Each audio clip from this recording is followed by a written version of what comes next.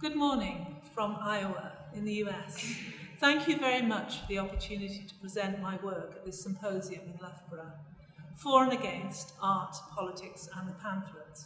We are in front of the Grant Woods murals in the Park Library at Iowa State University, and my name is Andrea Gibson, and I am an assistant professor here where I teach classes on green and sustainable architecture, some technical things, and I'm a studio instructor. My paper, my RANT, is entitled Satisfied, and you may quickly see that I am not. Feminism and Effect. My research is about how we feel the built environment, how we feel nature. At the end of this presentation, I want you to be more embodied, more connected to yourself, other people and the environment. And the way I'm going to get you there is through my RANT. During my rant, I'm going to cover the challenges with current thinking about building design and environment and the implications of that thinking. We need to think about the sensory dimensions, find better ways to express them, cultivate them, even including through architecture. I'm going to talk to you about how, as a scholar, I'm examining the field through feeling. We are not properly embodied. And I'm going to tell you about my vision, the future. The idea that we have an artificial relationship to ourselves, the environment and others. But I hear a shared environment. People are talking together, and I hear the friendliness in their voices.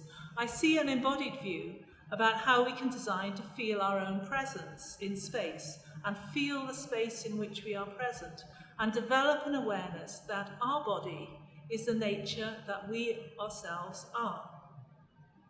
The first point I want to discuss is that we need to think about the sensory dimension, find better ways to express it, cultivate it, and include it through architecture.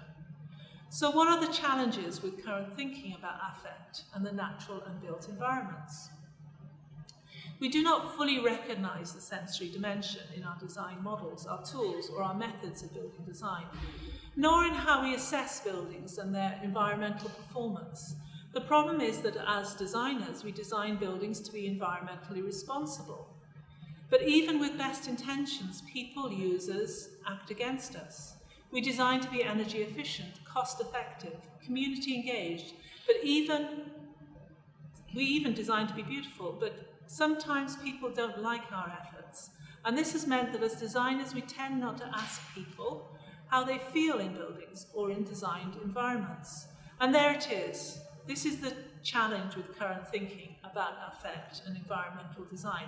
On the one hand, here in Iowa, we have the closure of research institutes devoted to energy and climate change, all due to an apparent error in concern. But on the other hand, there are loudly lamented difficulties of climate change scientists presenting unfathomable statistics about distant concerns to people who refuse to accept. If I asked you, how do you feel your environment now? What is its mood? What is its effect on you? And I do so just to provoke thought, just for a moment. You may want to answer that you have no sense, and mood sits in an indefinable space between subject and object, foggy. But this is not the academic evasion I want to accept. Is it really indifference you feel? You may respond, why acknowledge feeling? But here we are. We feel our environment around us.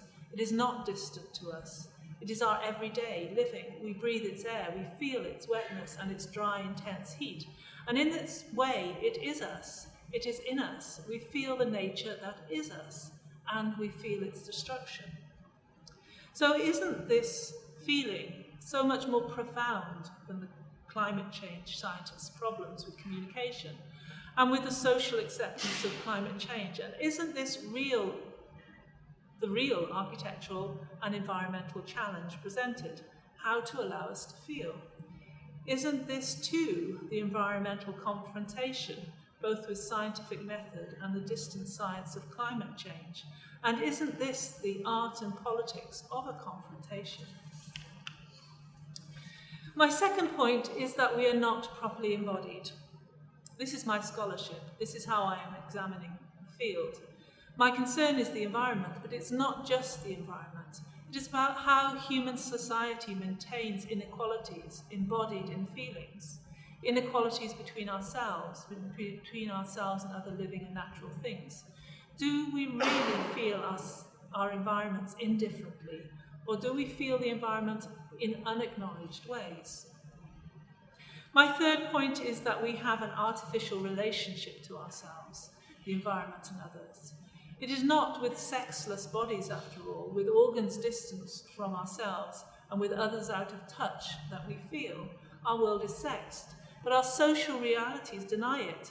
We have so many artificial realities to contest. So now I'm going to end with my vision, the future, shared and embodied. How could we design attentive to effect and to the feelings of nature that is ourselves? This is the dimension in which we work as designers. So why neglect it? Why pretend otherwise? Why measure our environments when we could design to be able to feel them and feel them better? I can imagine a sense of real embodiment, a closeness evoked by a dwelling. But how to evoke such feeling? This is why we must start with ourselves, from social inequalities. But they're precious to maintain the status quo and resist the impact of such new feeling. The deceit is deep about the reality of our relation to the environment. This vision confronts our current feeling, both our search for a natural or original environment and our indifference to it.